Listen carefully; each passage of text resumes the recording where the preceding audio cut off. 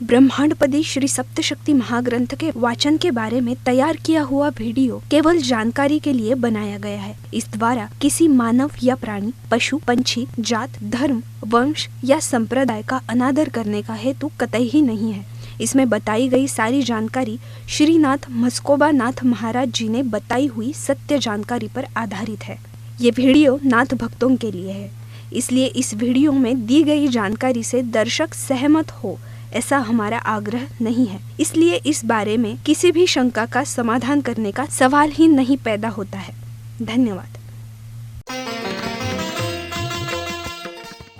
अपने पसंदीदा YouTube channel Hindu धर्म ब्रह्मांडपदी श्री को सब्सक्राइब करें, वीडियो को लाइक और शेयर करें और हमारे नए नए वीडियो की सूचनाएं प्राप्त करने के लिए बेल आइकन का बटन दबाना न भूलें। प्रेम मस्कोबा नाथा, जय जय श्री राजा भाऊ नाथा।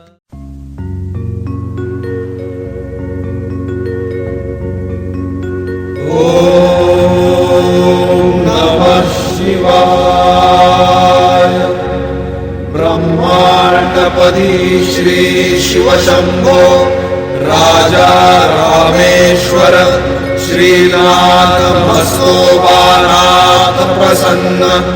ब्रह्मांडपदी श्री शिव शंभो राजा रामेश्वर महाराज उर्फ राजा भाऊनाथ प्रसन्न।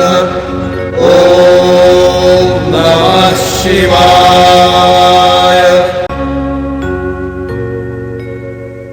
जय देव जय देव जय काल भैरव, जय देव जय देव जय काल भैरव। भद्र केदारनाथाला उत्पन्न झाले, काळ भैरवनाथ नामे प्रसिद्ध झाले। जय देव जय काल भैरव, जय देव जय काल भैरव। ॐ भूर्भुर्गव आदिशक्ति ब्रह्माण्डच्च दिव्यशक्तिप्राप्त्यर्थच्च परमेश्वराय नमेन। गायत्रीयं कालभैरव दिव्यशक्ति नमो शिवाय।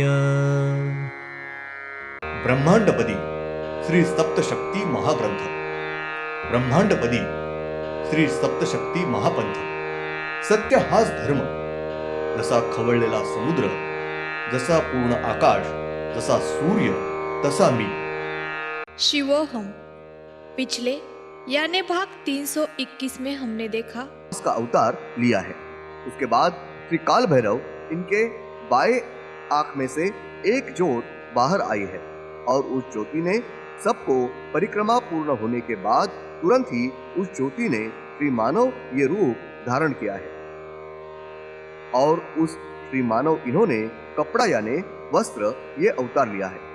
अब भाग 322 यानी पालखी के नीचे की लकड़ी का भाग और पालखी के ऊपर का डंडा और पालखी के ऊपर का डंडा है, ऐसा भाग ये अवतार लिया है। उसके बाद श्री काल भैरव, इनके बीच में के आंख में से एक ज्योत बाहर आई है और उस ज्योति ने सबको परिक्रमा पूर्ण होने के बाद तुरंत ही श्री मानव ये रूप लिया है और उस श्री मानव इन्होंने तुरंत ही पालखी के अंदर के गद्दी का यानी गद्दी के अंदर के कपास का अवतार लिया है। उसके बाद श्री काल भैरव, इनके बाएं आंख में से एक ज्योत बाहर आई है और उस ज्योति ने सब परिक्रमा पूर्ण मारने के बाद तुरंत ही उस ज्योति ने श्री मानव ये रूप धारण किया है और उस श्री मानव इन्होंने कपड़ा यानी वस्त्र यह अवतार लिया है। यानी बीच में के आंख में की ज्योति ने कपास और बाएं आंख में की ज्योति ने कपड़ा वस्त्र यह अवतार लेने के बाद वहाँ पालखी में गद्दी ये तैयार हुई है। ये तीन ही अवतार पूर्ण होने के बाद ये तीनों भी जनों ने वापस ज्योति का रूप धारण किया है और श्री काल भैरव इनके तीनों भी आंखों में क्रमवार गई है। श्री वज्रेश्वरी देवी ये तांडव नृत्य कर रहे थे। तब उनके दाएं आंख में से एक दिव्य ज्योत ये बाहर आई है। उस ज्योति ने सबको परिक्रमा पूर्ण करने के बाद उस ज्योति ने श्री पुरुष मानव ये रूप लिया है और तुरंत ही श्री पुरुष मानव इन्होंने वह आईना ये अवतार लिया है। यानी पालकी के अंदर का आईना होता है, वो आईना ये अवतार लेने के बाद श्री वज्रेश्वरी देवी इनके बीच में के आंख में से एक ज्योत बाहर आई है। उस ज्योति ने सबको परिक्रमा पूर्ण होने के बाद तुरंत ही उस ज्योति ने श्री मानव यह अवतार लिया है और उन्होंने वह पालकी के अंदर का गोंडे ये अवतार लिया है। उसके बाद उनके बाएं आंख में से एक दिव्य ज्योत बाहर आई है। उस ज्योति ने सबको परिक्रमा पूर्ण होने के बाद उस ज्योति ने श्री मानव रूप धारण किया है और उस श्री मानव इन्होंने पंखा यानी पालकी के अंदर का पंखा यानी हवा देने के लिए केशों की चवरी यानी पंखा ये अवतार लिया है। उसके बाद तीनों भी श्री मानव इन्होंने ज्योति का रूप धारण किया है और श्री वज्रेश्वरी देवी इनके आंखों में क्रमवार गए हैं। श्री काल भैरव ये तांडव नृत्य कर रहे थे। तब उनके दाएं आंख में से एक दिव्य ज्योत बाहर आई है। उस ज्योति ने सबको परिक्रमा होने के बाद उस ज्योति ने श्री मानव ये रूप लिया है और उन्होंने तुरंत ही पालकी के ऊपर है ऐसा छाता ये अवतार लिया है। उसके बाद उनके बीच में आंख में से एक ज्योत बाहर आई है और उस ज्योति ने सबको परिक्रमा पूर्ण होने के बाद उस ज्योति ने श्री मानव रूप लिया है और उन्होंने तुरंत ही अब्दागिरी ये अवतार लिया है। उन्होंने एक ही अब्दागिरी ये अवतार लिया है। उसके बाद उनके बाएं आंख में से एक ज्योत बाहर आई है। उस ज्योति ने सबको परिक्रमा पूर्ण होने के बाद उस ज्योति ने श्री मानव रूप लिया है और उन्होंने तुरंत ही दूसरी अब्दागिरी ये अवतार लिया है। इस तरह से श्री पालकी के लिए 2 अब्दागिरी तैयार हुई थी। उसके बाद तीनों भी श्री मानव उन्होंने वापस ज्योति का रूप धारण किया है और तीनों भी ज्योति ये क्रमवार श्री काल भैरव इनके आंखों में गई है।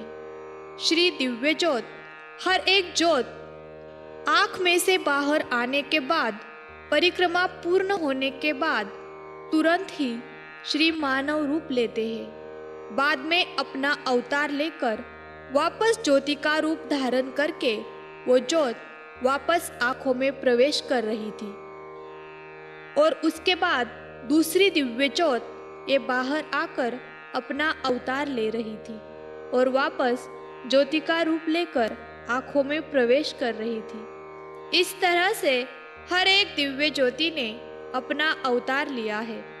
श्री वज्रेश्वरी देवी ये तांडव नृत्य कर रही थी।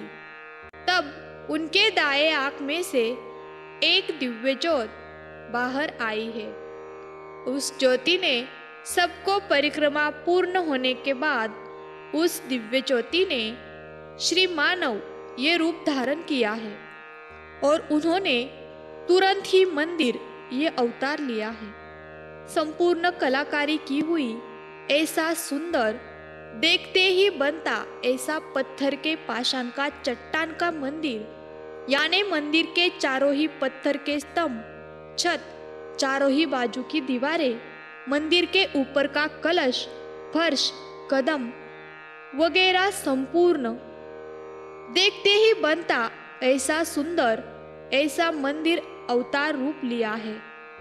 उसके बाद वो ज्योत बाहर आई है। उस ज्योति में एक ज्योत बाहर आई है। उस ज्योति ने सबको परिक्रमा पूर्ण होने के बाद उस ज्योति ने श्री पुरुष मानव ये रूप लिया है और उन्होंने तुरंत ही मंदिर के अंदर का गर्भगृह यह अवतार लिया है। उसके बाद श्री वज्रेश्वरी देवी इनके बाएं आंख में से के ज्योत बाहर आई है। उस ज्योति ने सबको परिक्रमा पूर्ण होने के बाद तुरंत ही श्री मानव ये रूप लिया है और उन्होंने गर्भगृह के अंदर में के सिंहासन यानी चौथरा ये अवतार लिया है। उसके बाद तीनों भी दिव्य ज्योति ने श्री वज्रेश्वरी देवी इनके आंख में क्रमवार गई है। श्री काल भैरव ये तांडव नृत्य कर रहे थे। तब उनके दाएं आंख में से एक दिव्य ज्योत बाहर आई है और उस ज्योति ने सबको परिक्रमा पूर्ण मारने के बाद उस ज्योति ने श्री मानव ये रूप लिया है और तुरंत ही उन्होंने मंदिर के बाहर खड़ा है ऐसा द्वारपाल ये अवतार लिया है। उसके बाद इनके बीच में के आंख में से एक ज्योत बाहर आई है। उस ज्योति ने सबको परिक्रमा पूर्ण मारने के बाद उस ज्योति ने श्री मानव ये रूप लिया है और श्री मानव इन्होंने तुरंत ही दूसरा द्वारपाल यह अवतार लिया है।